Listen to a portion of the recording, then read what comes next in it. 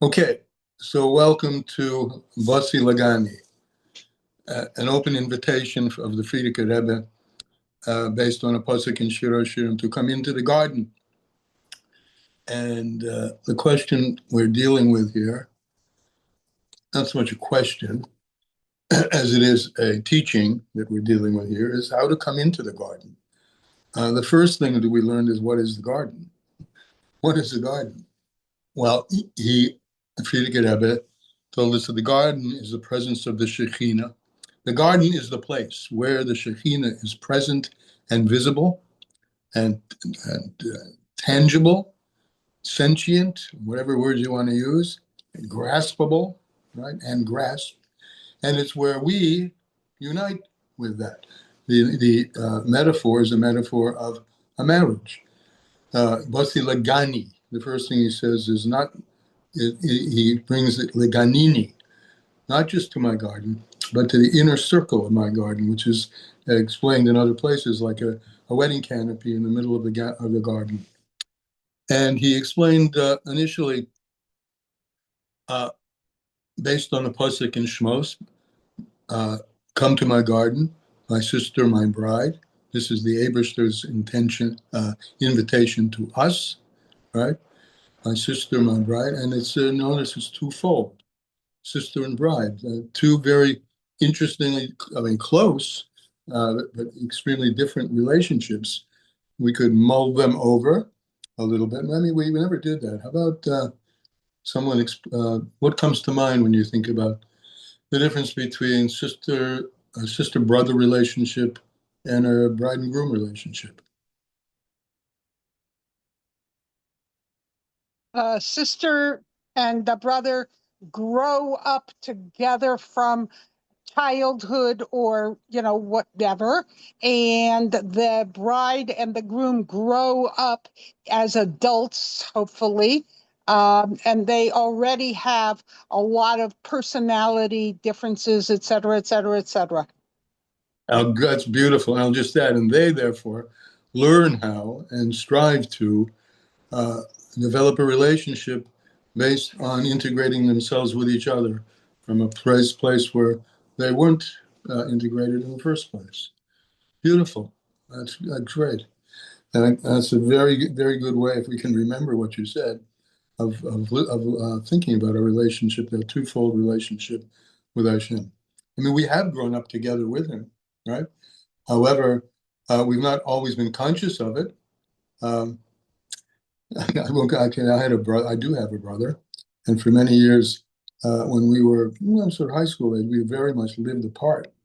But all the predecessor time we were together has kept us close for all these years. So in any case, the second thing that I want to say about that beginning is he brings a pasuk, as I started to say, from Shmos. Asuli mikdash, make for me a holy temple. V'shkanti b'soichon, and my divine presence will dwell within it.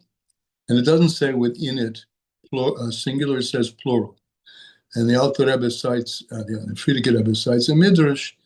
What's the plural? B'soich kol echad ve'echad, which within each and every person the Shekhinah dwells. And our task, our delight is to work on ourselves to bring forth the sense of the divine presence within us. Okay. Now, he told us in the previous Oisius that the way Hashem makes Himself present in the world and the way that we can therefore grasp Him in the world is twofold. One of which, the first one I'll explain in the light of something that's not in the mimer, but in the light of where we're holding, which is the 11th, now the 12th day of Elul, which is the king is in the field. The king is in the field, right? You've all heard this metaphor, I guess. Ani v'doidi v'doidi li. I am to my beloved. I is the Jewish people, and my beloved is to me, which is Hashem. What inspires us, the Ani, in order to develop this relationship and want this relationship, is because the king is in the field. The king has given an asinus koyach, it's called in Hebrew. He's given us the power. He's given us something internal to our souls that wants to have a relationship with him. The relationship of brother-sister, the relationship of husband and wife, those two relationships. We want to do. That's him coming into the field. And that inspires us, to want to have a relationship with him. And when we get inspired to have that relationship, how does he know that we're inspired to have that relationship? Because we're doing the things that he wants. I mean, that's one of the ways that a relationship is built, that each of the people are able to fulfill the will of each other as if it's their own will. So that's the notion of the king in the field, and that's the relationship of the Shekhinah within each one of us.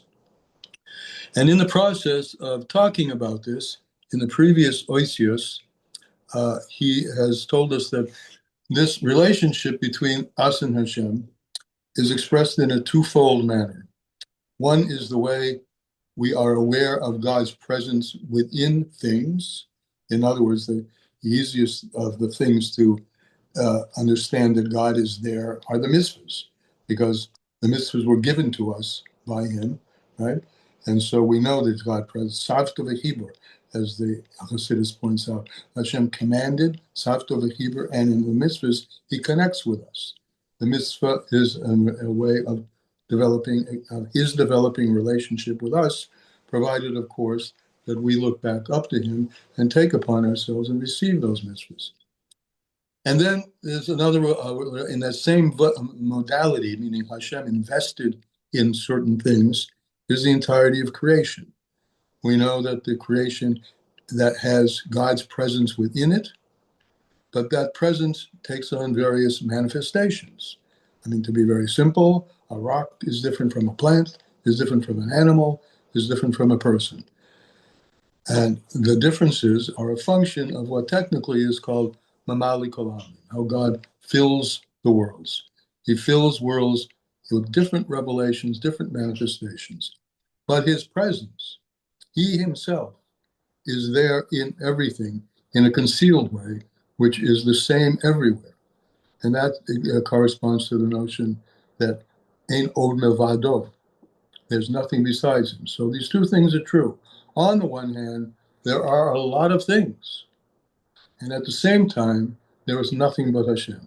So when we say that there are a lot of things, we're speaking about the way he fills worlds in various manners. And when we're speaking about there's nothing but Hashem, we're speaking about how he encompasses all worlds equally. Now, he has been explaining to us about, along in the previous voice, about this, or the light which fills all worlds. Tonight we're going to move on to the way that Hashem enlivens everything equally. Okay, but before we do that, any questions or discussion about what we've said so far?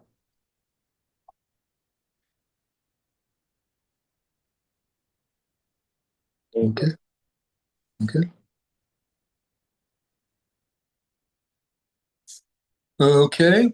Then I've muted everybody, and please come off mute when you want to talk. This is the 14th part of the 20-part Maimer Bosi L'Gani.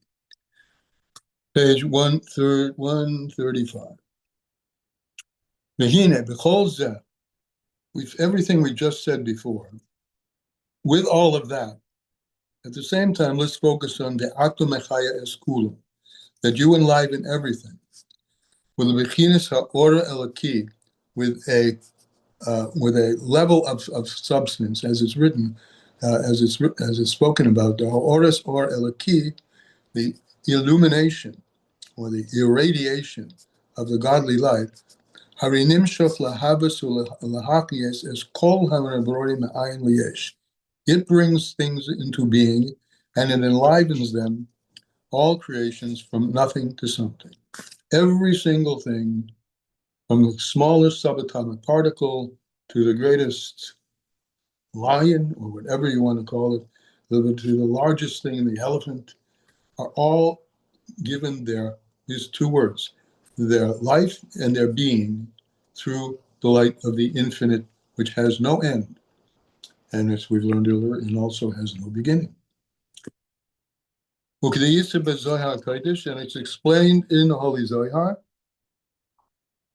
Perek Chof, the Ha'or, that the irradiation or the illumination of the lights, of the many rays of light, of Ha'or, of the radiation, who Bechol HaNevroyim, is in every single creature, V'neitzrim V'nasim, and it, the holy emanation of godly light, is what forms them and brings them into being.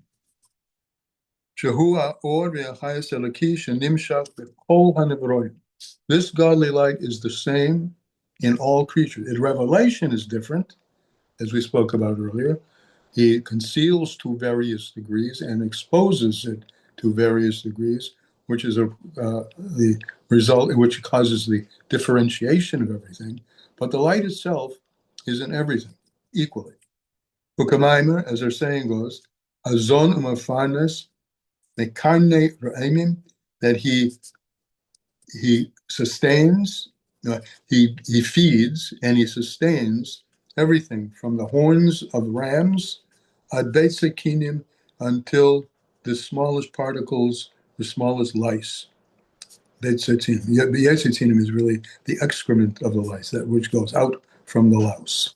The smallest of things to the largest of things. The light, the infinite light, and this for some is a bit of a paradox, because infinity seems to imply it's all over the place. Well, it is, but its form and the way it expresses itself is very distinctive, as it conceals itself with many different shadings and many different contractions. But this same light is drawn to Madrigas HaYeshet in the lowest of the low, the HaYeshet Shvalim, and the lowest thing that can be, as is written, in Esek Shemayim, if you will ascend to heaven, Shon Ato, there you will find me. Shon Ato, well, it says, there you are. If you ascend to heaven, you will find there is Hashem. V'yatzias shoyel hanoch. And if you go down into the lowest pits, you'll also find me there. So what do we have from this so far? And in simplest terms, I mean, we could go into detailed, technical understanding of what's Soivet and Mamalik, but the kunst of what we're saying so far is that everything has a spark of God within it, and nothing is separate from God. And we, humans, and particularly Jewish humans, have been blessed with the ability to bring to consciousness that which is initially unconscious and unrecognized in us, which is the Chelek Elokar, the part of God that is within us all the time. He has given us the tools.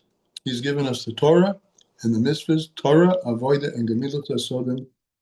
I would call it a threefold toolkit: learning, prayer, and acts of Avodah HaSodim, acts of kindness, mitzvahs.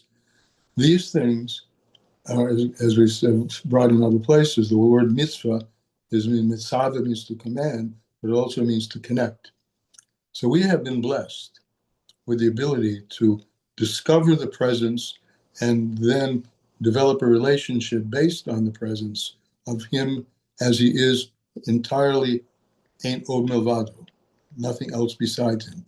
At the same time, as we are living in a state where we understand and see that there are many differentiations amongst us.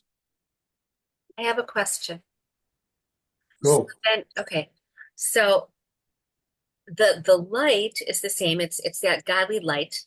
Does that mean then that the being are the different forms of different vessels, and that the more that we're doing different mitzvahs, the more we're almost like I guess what I'm picturing is sort of like a window that's covered with layers and layers of film. And then the more mitzvahs we do, it's like we're Windexing the window. That's a good mashal, because I mean the language that's used, the Rabbi Rashav uses, is that soive, the light of soive, which is the light we're talking about, as you first said, is everywhere the same, but it's not everywhere in the same amount of revelation. It's the same quality, is close to essence. It isn't exactly essence. Essence is before any kind of revelation, but it's God himself, right? Ani mole. Hashemayim ve'oretz ani mole. The heaven and the earth I fill.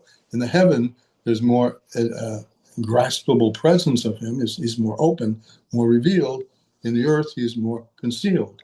And yes, through mitzvahs, well, not only mitzvahs, Torah, avoided the mitzvahs sodim, you can say, I think it's a decent metaphor, that we're exposing more of what's been covered over.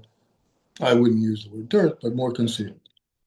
And so we can expose and expose and expose. But you have to remember, if you're talking about more or less revelation, that could be the Or HaMamali as well. Right? For instance, in a living organism, you have a sense of life. In an inanimate, you don't, right?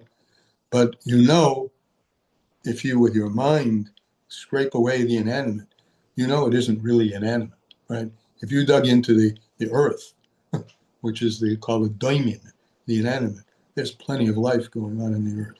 Okay, so scraping away can reveal more mamale, but the muscle is good. Scraping away reveals more of the light that's concealed, which is the aura sacred as well. Good. Anybody else before we move on? Okay, for those who just came, we're counting 1, 2, 3, 4, 6, 7 lines down.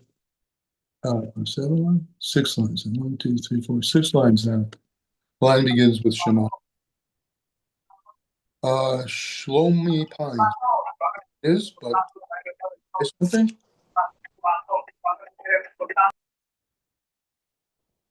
No, then we'll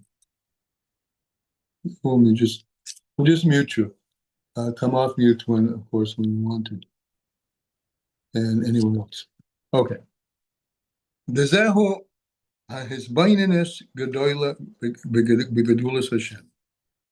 And this is, or this requires, but it just says this is the great meditation that one can do in the greatness of Hashem. And what is it? Think about the following.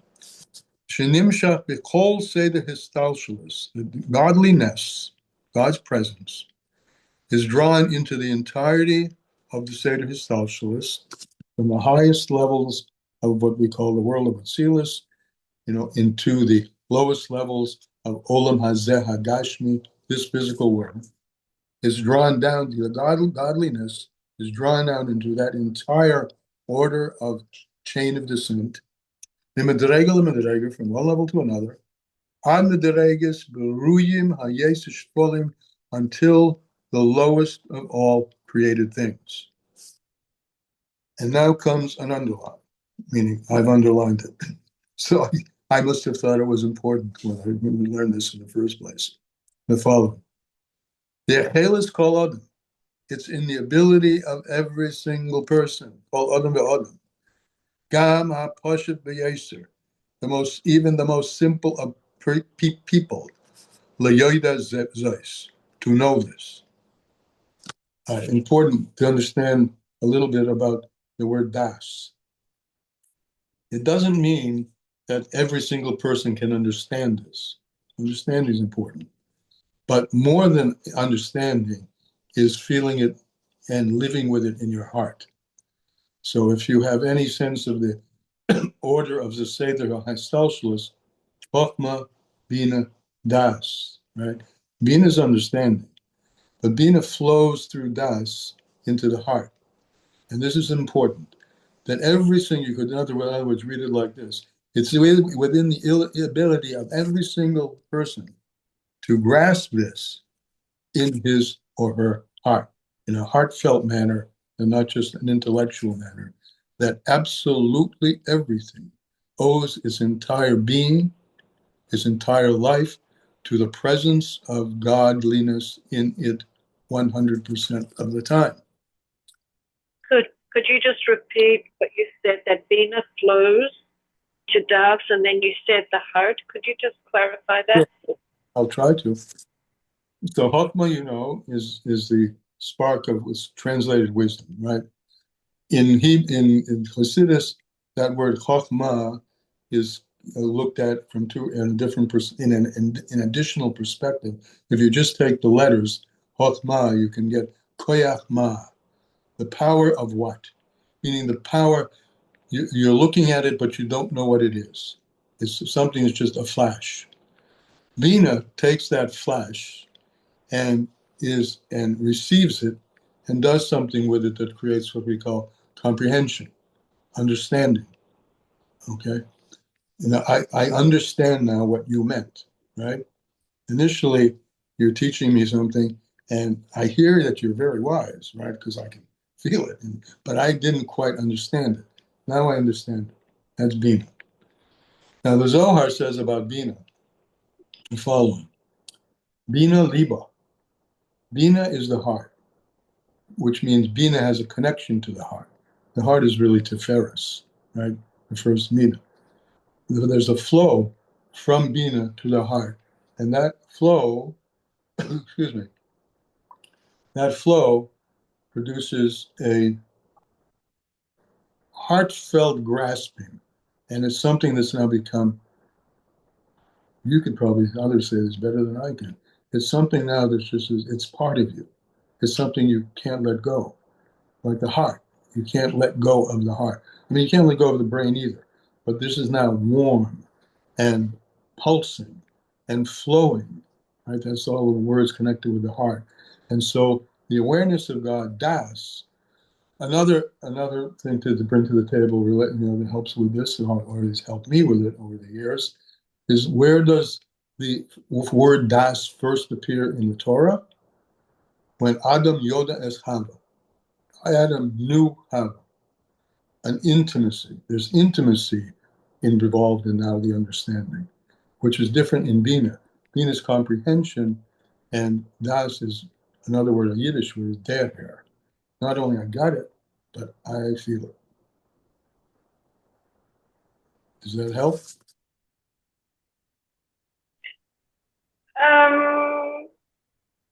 Well, it didn't. The penny didn't quite drop yet.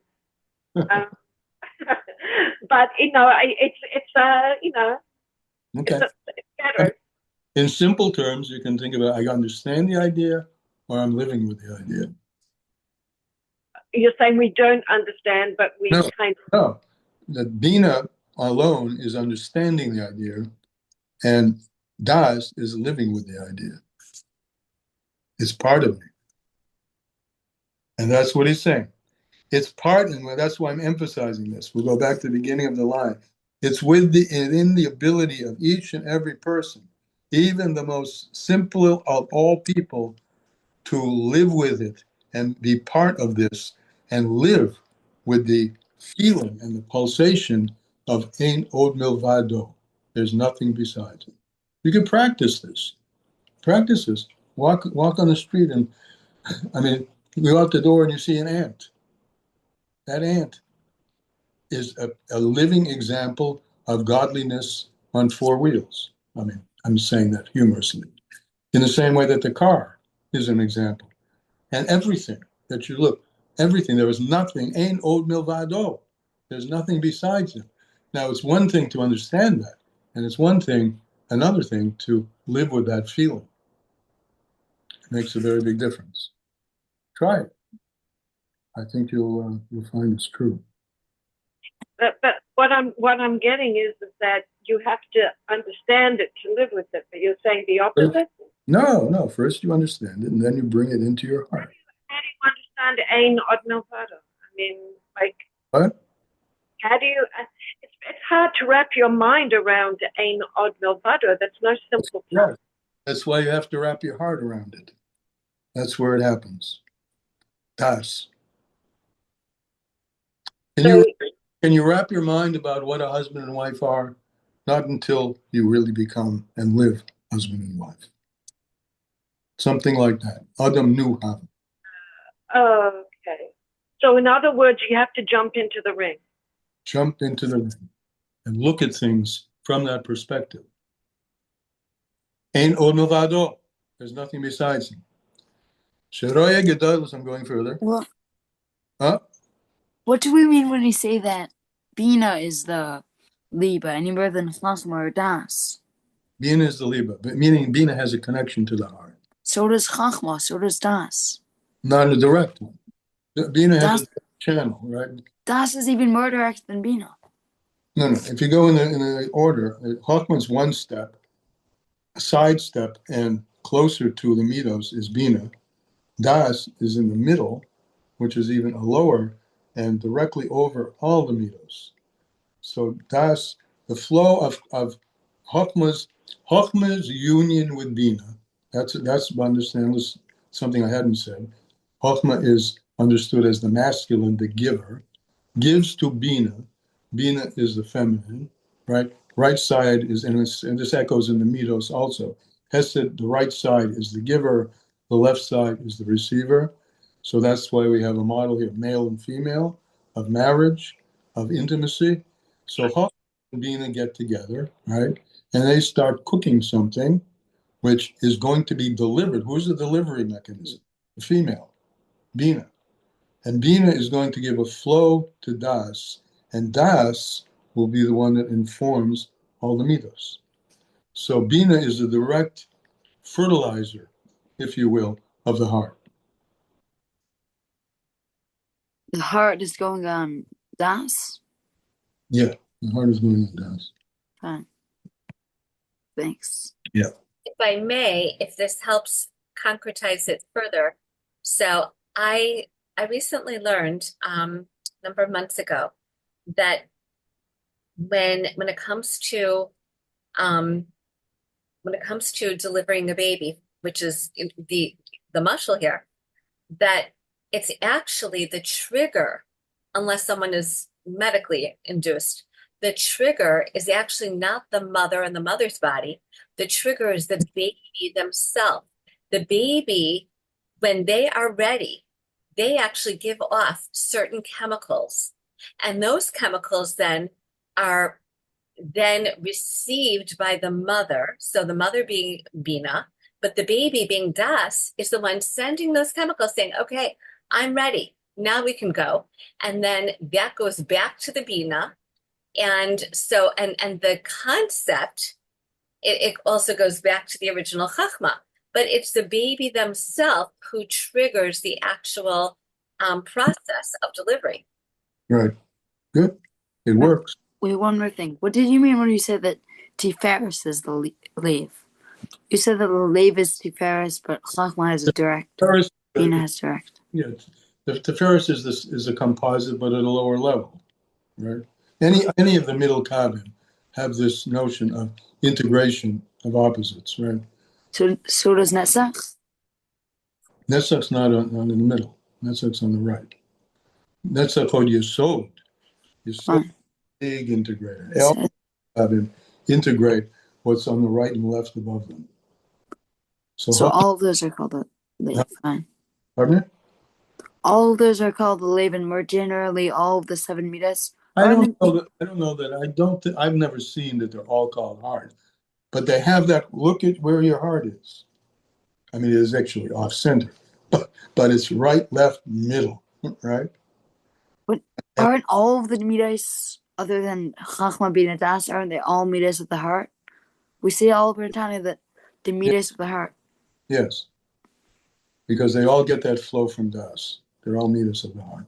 Fine, thanks. Just what? So Tiferes is even more so. It's just I'm kind of getting stuck on that. You said single out Tiferes. More so visually, for sure. I mean, it is the place of the heart, right? When the Zohar says Bina Liba, it's talking about the left side of the brain, right? But I've been explaining it that left side of the brain is already some kind of integration, and that integration flows through Das, which is then the channel for all the midos below. And that's why I'm emphasizing midos. And why I'm emphasizing his language here is within the ability of all person to know it, not to understand it, but to know it in an intimate way, like Adam and Eve knew each other. And intimacy is something you feel.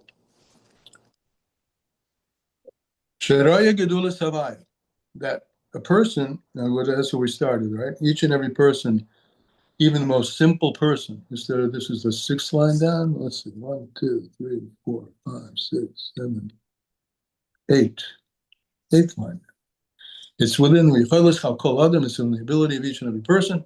Even the most simple, the most simple, to know this. What was it? What was it? What was it know?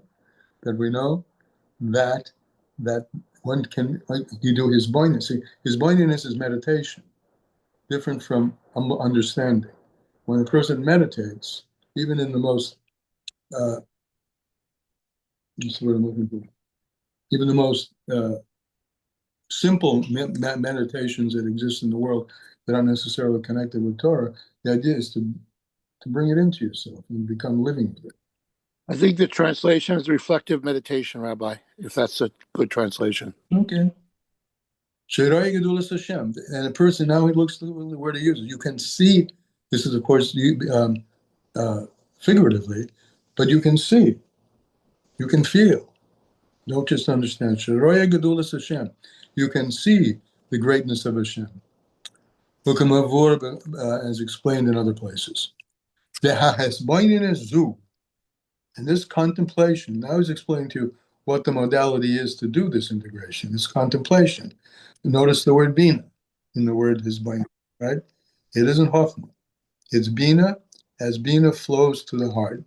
This is baininess,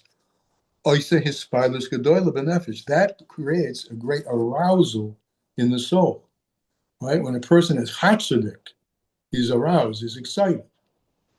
I mean, there are intellectuals, yes, who get very excited about ideas, but there's nothing like the arousal of the heart, the simcha that occurs. Even the smartest person, when he marries off a daughter, I'm talking he, or there could be a she the other way around, look at how happy they are at the simcha of a wedding of their children versus how happy they are when they're being happy with their breakthrough ideas. All right? So this creates a hispilus, a great arousal in the soul, not in the mind, but in the soul. Is something that you actually touch and feel. Machush means it has substantiality to it. The kol zehil, and all of this is because sha'orhu ein sof ba'esem. Now this is what makes this so exciting. What makes it so exciting? Yeah, you're feeling something in your heart, right? But imagine the various things which you feel in your heart.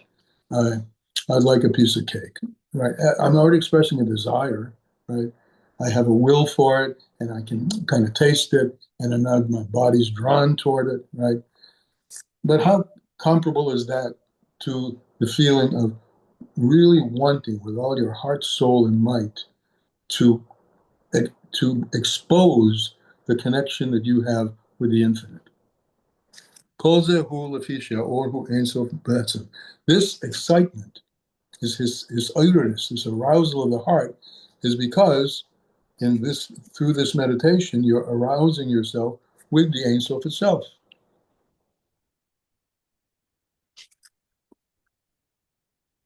Okay, and therefore, Ein Sof gam kein lehispashtusoi. And since this energy is coming from the Ein Sof, what's the definition of Ein Sof? It has no end. So it has no end also to the extent to which it can and does express itself. I mean, look, just the other day I was upstate, and we have a bee's nest on our porch, which most of the people look at something we try to avoid. But I did a little, look up on the internet about what you do with a bee's nest. The question was, does a bee's nest die in the winter? And I just knee-jerked said, of course, it's cold, it's too cold. Not true at all. Bees are alive all winter, and they have a whole different configuration of what they do and how they behave to preserve the queen bee and to preserve the food. And you're telling me it's just a bee? It's just an insect? No. This is a manifestation of the Ein Sof and the way the Ein Sof expresses itself without end. Ein Sof le'hispashtusoi. There's no end to the manner in which the Ein Sof expresses itself. Beriboy Hamedreg is throughout all the different levels. If you can go online today, see we have beautiful technology that's able to get pictures of the interaction of cellular structures and subcellular structures, in which, looking at them, I mean, you cannot deny there's intelligence there, because the way they behave with each other and the way they react with each other under different circumstances for the benefit of the cell, and then the cell for the organism. It's just, I mean, go online for that if you haven't already. Just look at some of these things. It's unbelievable to see the degree of conscious intentionality that's obvious in subatomic particles and in subcellular tissue. Because there's no end to his hispashtus. Beriboy hamidregas, in the multiplicity of levels, the histalshlus and the chain of descent, ad lamata mata mamash, until the lowest thing. Ubekol mokim, shehu nimshach u'mispashit, enu behispilus vehishtanas klal. However, this, that he does this, he being God, right, creates no change in him whatsoever. Kol mokim shehu nimshach u'mispashit, any place and every place where this godly energy and godliness flows, einu behispilus vehishtanas klal. There's no visible change. Hispilus is excitation. He's not changed at all by any of it.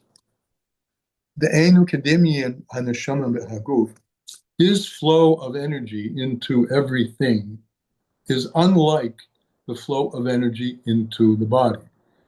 So we say he enlivens everything, right? He's Machaya Esakol. He enlivens everything. The soul enlivens our body. But he's about to introduce a huge difference between his enlivening of everything and the way the soul enlivens the body. The soul is affected by the happenings of the body. You get a pinch in your finger, you have an emotional reaction to it. First of all, you have a pain, right? And that pain can create an attitude. And an attitude can alter a state of consciousness. But Hashem is not affected by his creations at Correct. all. Beautiful analogy. Good. Beautiful. That's what he's about to say. Good. Aval ha'or laki, the godly light, of course, not of course, but you should understand, light is a metaphor itself for godliness. We call it light, right? Because it has a quality of light. It's ephemeral, right? It gives life. It's the godly life. Amachaya umehava, which enlivens and brings everything into existence. Jonathan, as you just said, anim is spoiled. It's not affected. Ve'enim ishtana klal, and it doesn't change at all. What I think Eliezer or somebody said earlier, the light of Soida Kalalmin never changes. It's just that it's more or less revealed. And that which there can be a change in the appearance and the effect of the light through its being enclosed in things, that the light being enclosed does affect differences because there are infinite number of different things in the creation.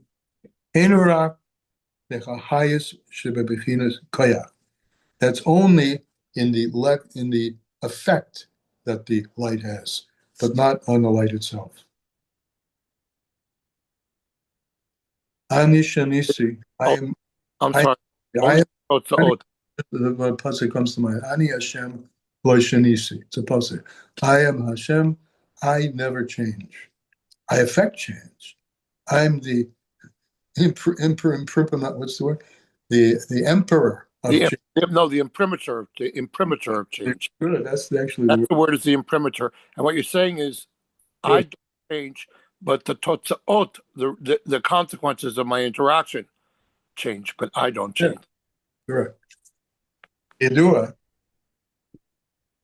the life force, which is a certain power, who Mehakelim divya. Where does that certain quality of power, the koyach of growth, the power of growth, the power of concealment, the powers that move things in this way versus that way, they come from the kelim, not from the light, but from the vessels.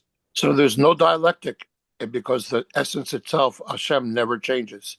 He himself. So there's really the concept of applying a dialectic with an interaction in the classical form of dialectic would not apply in this situation. As you mentioned earlier, the soul would interact with the body, but it would change with its interaction.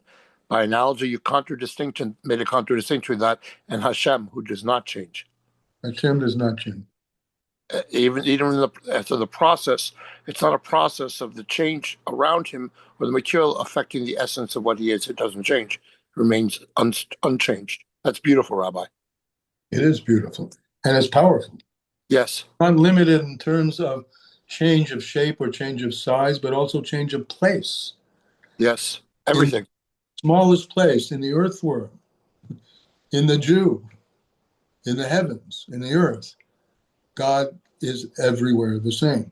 It's God just changes, but there's no shinui to what God doesn't change. He creates what we call vessels, kalim, and those kalim create the appearance of change. That's where Tzimtzum comes in. That's where Tzimtzum comes in. Exactly. That's Tzimtzum. The vessels of biyad, the kalim biyad, the look. Now this is also very technical, right? I mean, we're giving and I think most of you are, it seems, are hanging into this technicality. But realize all of this is just to give us an ability to get a hang, to hang on to and get a sense of the presence of godliness in everything. And what we haven't really touched on at this point is how you access that. I mean, we've said very easily, casually, Torah, Avodah, Gemilas, Hasodim. These are the three things which fall. But this is the threefold path to our own awareness of this. And to the extent that we have awareness of this, we are much more motivated to do what he wants us to do, which is to create the dwelling place down here below in this world, so that everything we're talking about will become revealed. Because that is Nisava Kutshabrichu, the Holy One, blessed he desired, Lihiyes, that he should be revealed in the lower worlds. That's what his innermost desire. And how can he desire that? How can that desire come to fulfillment? Only from us being aware of the capabilities we have to grasp it, that is to grasp his infusion of godliness and everything, and to utilize it for creation of greater light down here. So the Kalim on the way down, they hide it, right? The Kalim Metzias, there's something. In other words, what he's saying here, light, we'll call light a nothing, meaning it's ephemeral. You can't touch it. It's mercurial. You can't touch it. It always moves, right? Stuff, what we call Metzias, actual Metzias, that's the Kalim. The Kalim are the ability to take that ephemeral light and put it in a way that it has some shape. As is brought to figure ephemeral never changes, Rabbi, is what you're saying. The what never changes? The ephemeral light will never change. It doesn't interact where it goes into the Kili. The Kili doesn't have an effect to alter or change the ephemeral light. The light doesn't change, it just becomes more or less revealed. Revealed, correct. That's beautiful. People don't really they shouldn't grasp that distinction. It's extremely. Jonathan, you're so right. I mean, think about this, guys. Think about this in relation to people. The people that, like irritate you. I'm sorry. If you could see through that, because that's just a revelation, right? That's how they're revealing themselves. But what's motivating and causing that revelation underneath it is the same or Ein Sof that you have within you, and ultimately within everything. So from that perspective, no matter what the behavior of things, we're all in this together. And we should appreciate, as they say, viva la difference, that we have differences, but we should be able to see to the core. That's the basis, as explained this about this world. In spite of the fact that they're showing anger in your face. There's one thing that you said that has to be clarified. Let me finish the sentence. Oh, sorry. Ahavas Yisrael is not based on the fact that that you're not irritated by something that the person's doing. It's based on seeing with your mind's eye the godliness which you share with each other. Okay, go. Sorry, I didn't mean to interrupt, but Rabbi, there's one thing that needs to be clarified when you say that, and it's just because there's a slight inconsistency, and not from what you're saying, but the analogy you used. So it has to be, the inconsistency has to be resolved, at least in my mind. You know, that creates lack of symbiosis. That's the word. Let me finish, please. Finish. Cognitive dissonance for me. Rabbi, earlier you gave. You're not going to finish your notes. Please, guys, please. Rabbi, please let me ask the question. One at a time, please. Rabbi, earlier you gave the example of the soul interacting with the body and the body interacting with the soul. So what you were saying, please, Herschel, let me ask the question. I saw her. Let me ask the question, please. The body interacting with the soul and the soul it was a dialect. And you made a contradistinction between that and Hashem, who has never changes, no matter how he interacts with the kli, right, that he's created. His essence never changes. You made a distinction. Let me put it out for everybody. He said very clearly, not the way the soul relates to the body does Hashem relate to all of creation. Not that way. Good. And that has to be resolved, because you went back to what you said, because the way the soul relates to the body, the soul will be influenced by the interaction with the body. Where when Hashem relates with the kli, there's no change. He's the same. But both the soul and the body are simple manifestations and less concealment or more concealment of the godly light. And the godly light is the same in both. Yes, and they can interact. You mentioned the interaction between the soul and the body. You said can affect the soul. It can have changes in the soul. And you distinguish that beautifully between the fact that Hashem's essence never changed. So even when he interacts with the kli, that interaction never changes the essence. That's the point that I saw. That was the disparity, Rabbi. Good. Someone clarify. I'm sorry. Someone else wants not be something. Someone else had something to say. Please go. Herschel.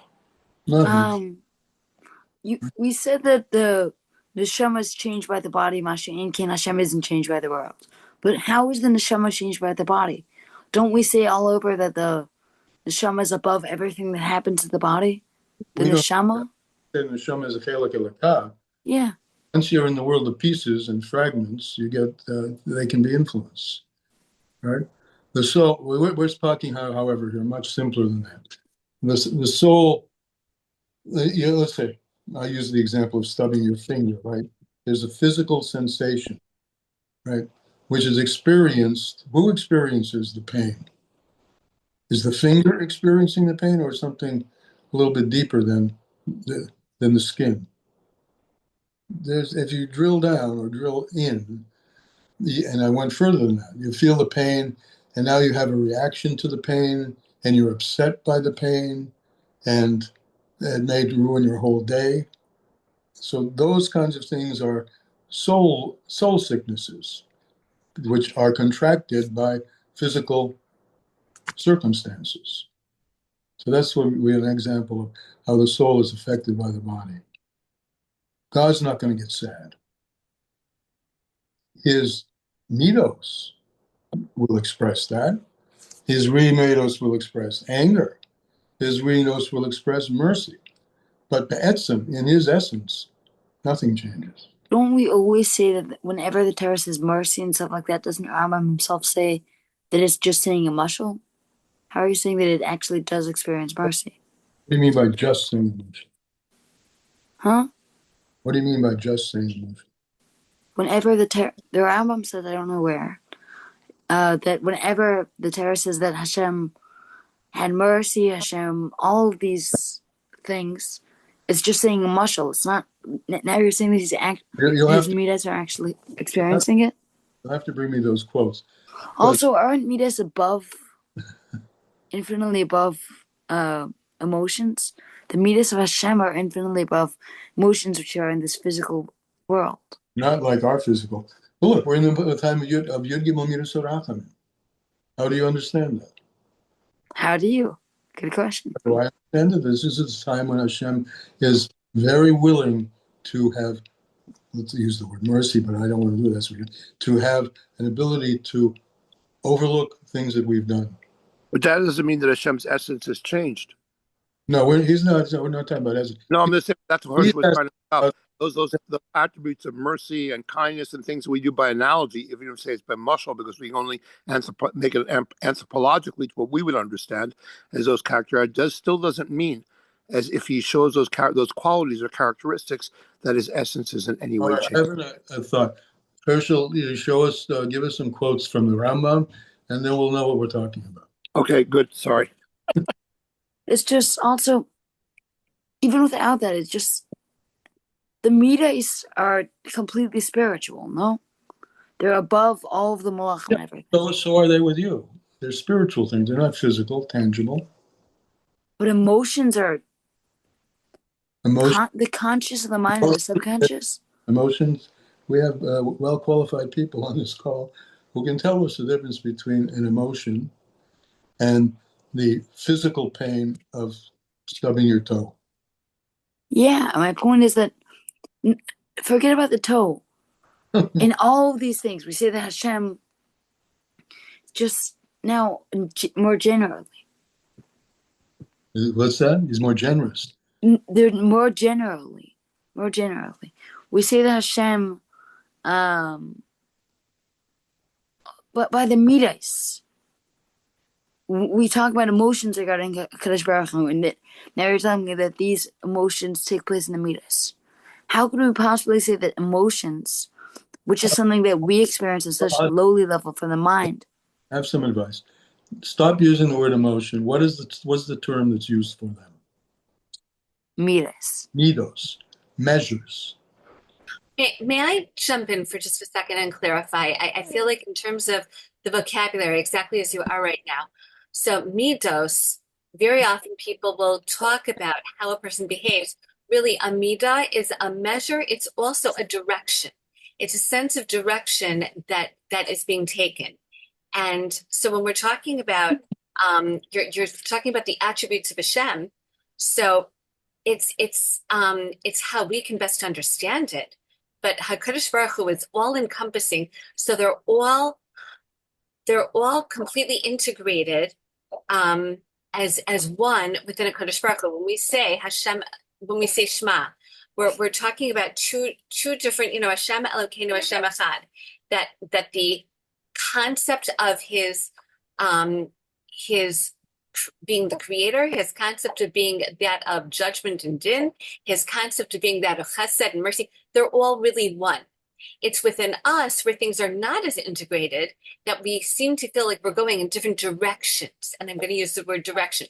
When you use the word emotion comes from the Latin. It really literally means in motion. And the whole concept of, for example, let's say CBT, cognitive behavioral therapy, is where you cognitively use your thoughts in order to direct or redirect your emotions, which are a physical and chemical manifestation of where your thoughts are leading you, the directions that they're leading you. May I respond to that very quickly? There is no differentiation in SM. What you're assuming to be differentiation, as you applied here, is your perception of it. You're saying the midos aren't arising from differentiation, the midos of mercy, or they all come from an unchanging central source. We perceive them, all right, as being different. Exactly. Okay, let's make this very simple, and then we can move on. I'm sorry. You could also say it's almost a form of, we perceive it through our universe. I mean, look at it through our experience. So you could say we see how that's mercy because we've experienced mercy and kindness. I wonder if that's a little bit anthropomorphic, Rabbi. We do experience mercy, and we do experience kindness. Is that anthropomorphic? And everything's anthropomorphic. The whole Seder Socialist is anthropomorphic. That's right. Okay, That's it in a manner that somehow subtracts from its emes. That doesn't true. And the whole Torah You know the whole Torah is called, what's the language it's called? Hamoshel Hakad, Hakadmoni. huh? Not the Hamashal Hakadmoni. primordial moshel. The Torah itself is the only way we can get even a little handle on God is through Masholim. They're very, very valuable. So let's not underestimate them. But No, the Bible. Agreed. No. And that also that not change. Immutable. Morphism is not a dirty word here. It's the way that it's the tool that we have to come close to some sense of grasping the ungraspable. The immutable essence. Okay. Is that the way to phrase it, Rabbi? Umishum zeh, and because of this, because Hashem, let's make it, I started today simple. There's essence of God, which has no characteristics. And as taught in Ayin Beis, even at the level, there's a level of God consciousness, which he himself is not aware of things that have not yet risen to his consciousness. And everything I just said is a mushal. God has a consciousness, and they're unfathomed level of An consciousness. anthropomorphic It's mushal. all anthropomorphic and true. And Yeah. we don't have, the only words we have are those words. God has an etzem. God is an etzem. He is an undivided singularity, which is able to create division, not in him, but in the effusions which come from him. Which come from him. And his creation. Please, those things which come from him come with certain characteristics and measures, and we call those midos, right? But he, in his essence, is unaffected with them, whereas the soul, in its broadcasting of spiritual energies to the body, is affected. That's all we said. That answers the whole thing in the Kitzur. That's beautiful, Rabbi. That answers the question I asked you before as well. I hope everyone else picked it up. That was beautiful. But I still would like to hear, Herschel, what maybe a test this from the Rambam, which we could illuminate us in the week between now and next. What you responded to him answered my question. What's that? What you responded to him answered my question. Oh, okay, good. Okay, good. That's fortunate. Umeshum zeh, Shana, yes, we're recording. Umeshum zeh, because of this, because of what? What do we just say?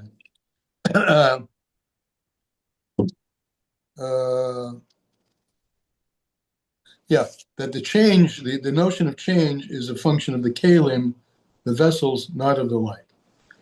Umeshum zeh, which are all metaphors, right? Umeshum zeh, because of this, shayach behem hashini v'hispilus. Therefore, since the kalim are vehicles for producing change, they can change. They can be a big keli, a small keli, right? A more opaque keli, a more transparent, translucent keli. Kalim have different textures, and they get affected differently depending on their particular nature. Avo le'er hamechaya ein boy shum shinoi. In the light, not the vessels, the lights, which enlivens everything, ein boy shin shinui v'hispilus cloud. There's no change, there's no excitation, there's no movement at all. There's no dialectic interaction, no change whatsoever from the outside inward, theoretically, in the superficial sense. The essence of Hashem remains the same. The fish ain't a misara, because there's no mixture. This is taklis hapashitus, is the language of Hasidus. God himself is the ultimate in simplicity, right? So where does the multiplicity come? The klis, the kilim that he creates, the kli. Through the kalim. But where do the kalim come from? If he's from the ultimate of simplicity. How does he create all the multiplicity if he's ultimate in simplicity? He may create it, but it doesn't affect his simplicity. That's the Let's go further. right, Rabbi? It's written, "Ein kodesh kehavaya." There's nothing so holy. Now, holy doesn't mean holy. I mean, it does, but in technical terms, it means separate. There's nothing. HaKodesh Baruch Hu is the one who is completely separate from any definition you can give. because he encompasses all definitions in a complete simplicity in his essence. The Yisab Zohar is brought in the Zohar. Kamer Kedishin, how many levels of holiness are there? V'leish Kodesh v'Havai, right? We say Kodesh, Kodesh, Kodesh, right? Hashem Tzibokes, God as he is in the form, meaning invested in the sphere of Netzach. That's when he's called Tzibokes.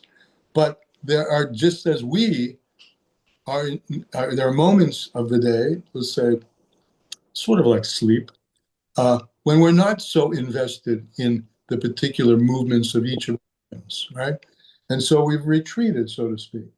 Now, we have stuff going on in our brain even in sleep, but imagine a place, if you can imagine a place, of primordial simplicity, primordial simplicity, where there is nothing happening but pure, uncomplicated existence. That's God. From there, he has the capability. This is the paradox. I mean, I think we'll close with this. The paradox that's very profound to me, and hopefully will be with you. When we say that Hashem is Ein Sof, he's infinite, meaning there's no end, right? Or unlimited, let's put it this way, unlimited. If he did not have the ability to limit himself, he would be limited. Just think that over. If he did not have the ability to limit himself, he would be limited. So he has the ability, his unlimited encompasses limitation. So in his pristine essence state, there's tachlis hapeshitus, that's what it's called, ultimate simplicity. But in a primordial state which begins to emerge, later is not a good word, at more external levels of that consciousness, they become manifest as multiple and distinct.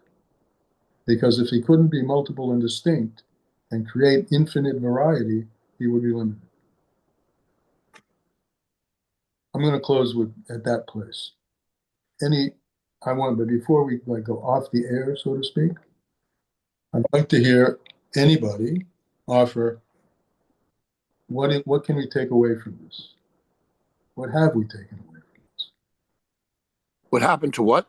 What have we taken away from this? Okay. What did we? What's your personal takeaway? What?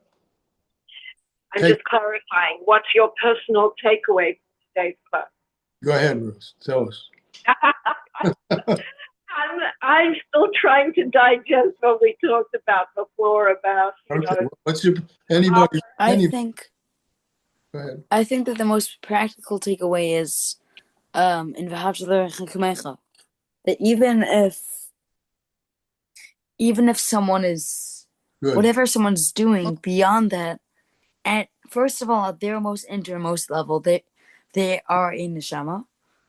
Right. And second of all, even beyond that, everything in synchronization is all just a drawing down of HaKadosh Baruch Hu. So everything that happens is not only is it from him, but in his Hashgacha, Right. it's from him on an even deeper level. Because Beautiful. he's the thing. He's both the reason that's being done, and in a sense, the doer. He's the You're right. cause of it as well. That's an expression. He's the thing that originates everything being done, and he is the doer. Exactly. So, no matter what happens, it's just. No matter what happens, it just lets us understand the mashal that said all over Chassidus of someone that tries to hand you poison and instead hands you wine. So you should be thankful so in a sense you should be thankful, because the very fact that he's giving you this thing that you find as Nisayan, that anyone or anything is giving you, it ultimately not only does it come from Hashem, which is Hashgacha Pratis, but it's only Hashem doing it, which is just, how I would understand this and really internalize it. There's no bad that comes down from heaven. It would change your entire life if we would understand it Got it. I have a comment after that. That was great, Herschel. And I have something maybe a little, I don't know, it's more I don't think it's more simplistic, but different take on it. That was a beautiful, Herschel. So we learned from that one. But I think of En Rashit, the Rashito, and Tachlit, the Tachlito. And it's a beautiful, beautiful, beautiful synthesis of what you've said today, and that all comes together. Which is Hashem is the ultimate of simplicity, eternal, all right? No ending, no limits. And we attempt to say, and tachlit, the tachlito, there's no tachlit, the tachlito. And rashit, the rashito, there's no rashit, the rashito. And it's the ultimate of simplicity, which and I don't want to use the term all-encompassing because it gives it physical parameters instead of just understanding the ultimate of simplicity. But the beauty that you've expressed it is that it can create the kili, and through that creation, like you could, I don't want to use the word even interact, like the soul would interact with the soul, but it is not mushpa by its creation. It's not affected by its creation. It affects its creations, but it's not affected. That's simplicity. And Rashit the Rashito and Tachlit the Tachlito, the ultimate concept. I mean, like, you know, when it's ultimate, has no effect on Russia. And Hashem's eternity and simplicity and his essence remains in eternity, unaffected. beautiful, beautiful. That's what I take away. Is that? Okay. Till we meet again. Was that a Wait. good? Rabbi, was it a good takeaway? Thanks, Bobby. What? Yeah, much appreciated. Thank you. Was that a good takeaway, Rabbi? Wonderful. Thank Good you. night, guys. Thank you. Wait, Rabbi Kamman. What? Can you stay on for like a minute? Because I texted you. I have like the question, and I just think it will be. I'll call you back because this is being recorded. Let's leave the share. Oh, it's being recorded. Fine. Oh, I want to listen to it. I want to listen to the question. Come on. All right, go. Anyone? It's completely unrelated. I have two questions, completely unrelated to this. Okay. We'll try to stump the. Call them parentheticals, Herschel. That's a great way. I'll give you the introduction. When you want something that's a part for this. you have two parentheticals, Herschel. Go. First of all, we see in the beginning of Ayin Bays, like you quoted today, that even on a level which is not, second to quote your exact quote, in an unconscious state, unnamed, unrevealed. But we said, I don't remember when, but we said in Terror that you can never apply to him a concept of unrevealed, because everything regarding to HaKadosh Baruch Hu, nothing's in a state of Unrevealed. Nothing's in a state of potential. Everything is actual. Yeah. To say nothing is a state of potentia. That was what you were trying to stuck at, Herschel, when you mentioned it. Yeah. We said that in Terror. Nothing is potential. Right. Nothing's in a state of potential. We say, right, to quote you. But go ahead. To quote this, in an unconscious state.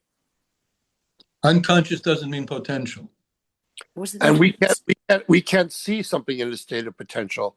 We're talking about Hashem, meaning that it's unconscious to him, so to speak. He's quoting something I wrote to him in an answer to the question. Sorry. Okay. Potential. In potentia.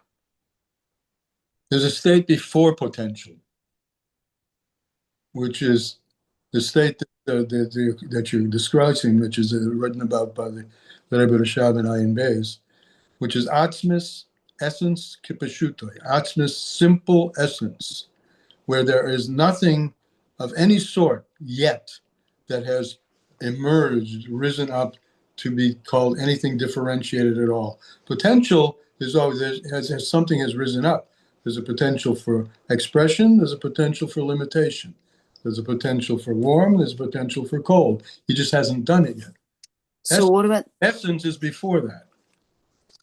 So after the Indian of Ratzin, when there's only Ratzin, there's no means to get to that Ratzin. Would that be a state of potential? Because we also say that that's an Indian regarding Hashem. Another language that you may be from koyach and poil.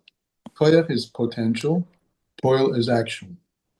But for a thing to come into a state of potential comes from a deeper place where there's nothing at all that can be said. about it. That's called Atmos. So what about after you have Ratzon? It says in Ayin Beis that I understand that, fine, before you even have Ratzon. But after you have Ratzon, that would be in a state of potential. After what? After you have the Ratzon to create something. After the desire. trying to create, it hasn't yet been created. That's the state of potential, no? That's the state of potential, yes. Okay, so it's Atmos first, essence, that next, and potential after that. Yeah. We see that there's no would such we thing look as at potential. Ratzon? I'm sorry. Why would we look at Hashem having Ratzon? That's anthropomorphic again. That they're described as separating. I have to interrupt. You've got to get over, and I don't don't take it, don't be offended by it. Get over this kick that anthropomorphic is bad. I didn't necessarily it's bad, but I'm saying it's creating divisions. We always do that. Torah tells that's as close as we can get. Potential, actual, these are all anthropomorphic words that are the Ratzon to create. Why do we attribute to Hashem a Ratzon to create? May not be anything like that whatsoever when he The created. Rambam would answer that question. The Rambam, the quote from the Rambam that I quoted would answer that question. We always have to. There's a mitzvah to understand Hashem. That's the entire reason that we're writing down any Chassidus, the way of any Torah. That's the point of everything. Any mitzvah. How could you say that Hashem said? It says in Torah, Vayem Hashem. Hashem doesn't have a mouth to speak. It's all, the entire Torah is anthropomorphic. Bereshis bara. Hashem created. He created a symptom. It's all, at that level, there is no creation yet. Yeah, it's just a language. We need something called language to be able to understand. And we use our experiences from language. So if you want to go deeper that to understand God's essence, we but go that's not that language. It's unrelated to my question. My question is the eternal simplicity. You want to say a question again? I thought I answered it. I didn't. You answered that, yeah. But Okay. what do we mean at all when we say that there's no such thing as potential? What about after the rest? You just agreed with me that after the rest and before the creation. Who says there's no such thing as potential? You're saying the Rambam says. Oh yeah. No, I remember us learning in Torah the Alter Rebbe said. No, let me just. You have to have these kinds of discussions. You need to be looking at the text we learned. Okay. Not generally, because we know that koyach and poil, potential and actuality, are big concepts. But as Bruce kind of said, there's essence, and then there's potential, and then there's actual. But I'm sorry. One last thing. How could we ever say that a mitzvah?